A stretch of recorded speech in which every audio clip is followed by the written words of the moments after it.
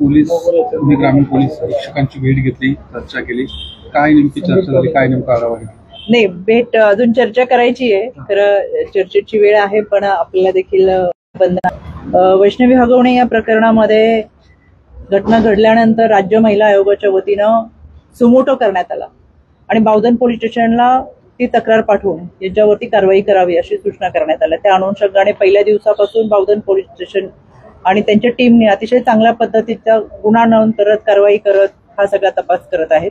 याच्यामध्ये गुन्हा नोंद झाल्यानंतर 3 आरोपी अटकेत होते, 2 आरोपी फरार होते. पोलिसांनी त्यांच्याबरोबर असलेली स्वतःची टीम असेल, क्राईमची असेल, सायबरची असेल, अँटी गुंडा टीम असेल, या सगळ्यांना बरोबर घेऊन फरार आरोपींचा शोध लावला. आज पहाटे जे 2 आरोपी फरार होते ते सुद्धा ताब्यात घेण्यात आले. या घटनेमध्ये आरोपी ताब्यात आले. त्याचबरोबर याच्या पाठीमागचा घटनाक्रम जो काही आहे, 6/11/2024 राजेंद्र हगवणे यांची कन्या करिश्मा हगवणे यांनी राज्य महिला आयोगाला मेलद्वारे तक्रार केली होती आणि त्याच दिवशी ओमराज जगताप यांनी राज्य महिला आयोगाला मयुरी हगवणे यांच्यासाठी तक्रार दाखल केली होती. एकाच दिवशी दोन्ही तक्रारी ह्या राज्य महिला आयोगाला आल्या होत्या. 6/11/2024 काही तासांच्या फरकांनी या दोन्ही तक्रारी राज्य महिला आयोगाला आल्यानंतर 7 तारखेला या दोन्ही तक्रारी या पौड पोलीस स्टेशनला पाठवल्या होत्या, ज्या बावधनकडे वर्ग करण्यात आल्या आणि यांच्यावरती कारवाई करावी अशा सूचना करण्यात आल्या. त्या अनुषंगाने 7 तारखेला दोन्ही FIR दाखल झाल्या. त्या FIRच्या 2024 मध्ये ज्या FIR दाखल झाल्या आणि पोलिसांनी तातडीने त्याच्यामध्ये FIR दाखल करत कारवाई केली. या दोन्ही तक्रारीच्या बाबतच्या FIR आहेत. या FIR दाखल झाल्यानंतर कोणत्याही कुटुंबामधला जर वाद असेल, कारण की या तक्रारी ज्या होत्या त्या भावाविरोधात, भाऊजाई विरोधात, भाऊजाईंच्या नंदेच्या विरोधात, सासू सासऱ्यांच्या विरोधात, अशा एकमेकांच्या विरोधातल्या या दोन्ही तक्रारी होत्या. या कुटुंबाच्या संदर्भातल्या कोणत्याही तक्रारी ह्या कोणत्याही पोलीस स्टेशनला आल्या तर त्याच्यात काउन्सिलिंगच्या माध्यमातून समझोता करणं अशा पद्धतीची एक नियमावली आहे. कारण की शेवटी कुटुंब संस्था हा समाजाचा पाया आहे आणि ह्या कुटुंब संस्था एकत्र राहिल्या पाहिजे, व्यवस्थित राहिल्या पाहिजे आणि मग त्यात भरोसा सेल असेल, समुपदेशन केंद्र असेल, यांच्या माध्यमातून कुटुंबाचं काउन्सिलिंग केलं जातं. त्या पद्धतीने बावधन पौड पोलीस स्टेशनमध्ये हा समझोता झाला. मध्यस्थी करून एकत्र कुटुंबांना बोलवून त्यांच्यामधला वाद मिटवला गेला. त्यानंतर कोणतीही तक्रार ही महिला आयोगाकडे नव्हती. वैष्णवी हगवणे यांच्या संदर्भातली कोणतीही तक्रार ही आयोगाकडे नव्हती. या घटनांमध्ये 6/11/2024 संदर्भातली जी काही तक्रार होती, जी FIR होती, त्याच्या संदर्भातली चार्जशीट ही आज दाखल होती.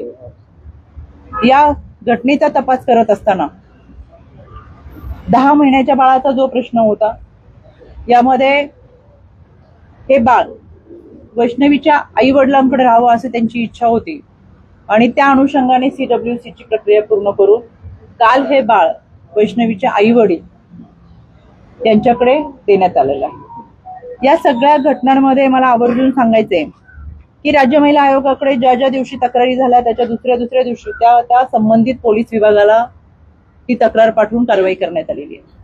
अनेक वेळा असं होत आहे की महिला आयोगाची भूमिका काय, महिला आयोगाने तक्रार घेतली असती तर कदाचित असं झालं असतं, महिला आयोगाने तक्रार घेतली नाही वगैरे, अशा अनेक बातम्यांच्या माध्यमातून मी वाचते. म्हणून मला आवर्जून सांगायचंय, राज्य महिला आयोगाकडे आलेल्या तक्रारी ह्या 0 पेंडन्सीमध्ये आहे.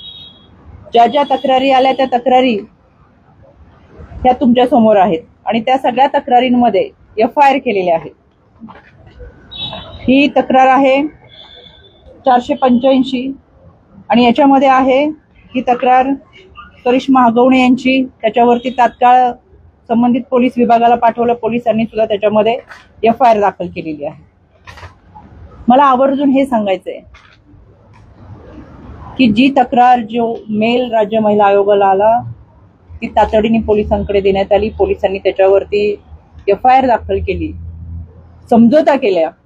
दोन्ही कुटुंबांना एकत्र बोलून, एकत्र बसून त्यांचं काउन्सिलिंग करून कुटुंबातला वाद मिटावा म्हणून पोलिसांच्या वतीनं त्यावेळेस तो वाद मिटवलेला होता.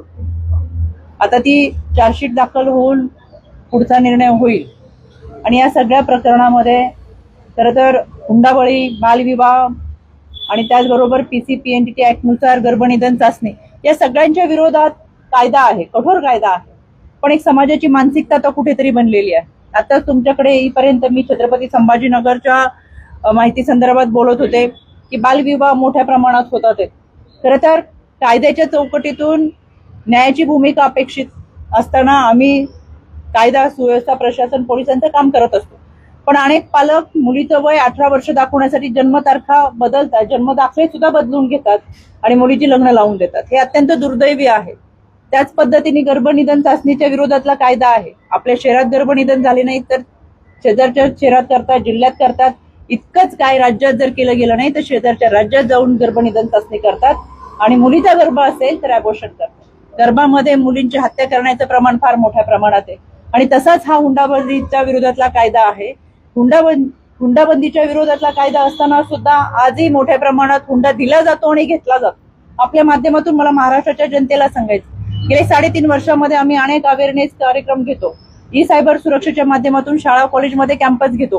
हे सगळं जरी करत असेल तरी सुद्धा नागरिक शास्त्राचं पुस्तक वाचत असलं म्हणजे आपण सुजाण नागरिक झालो असं होत नाहीये. मला आवर्जून सांगायचंय, आपल्या इतके कठोर कायदे आणि कारवाई इतर ठिकाणी होत नाही. इतक्या चांगल्या पद्धतीचे कायदे असताना त्या कायद्यांमधून पळवाटा काढणं किंवा कायदा मोडण्याकडे जास्त कल हा समाजाच्या माध्यमातून दिसतोय. आणि म्हणून हुंडा जर कोणी मागत असेल तर त्यांच्या संदर्भातली तक्रार ही आपल्या जवळच्या पोलीस स्टेशनमध्ये करा. नक्कीच त्याच्यावरती कारवाई केली जाईल.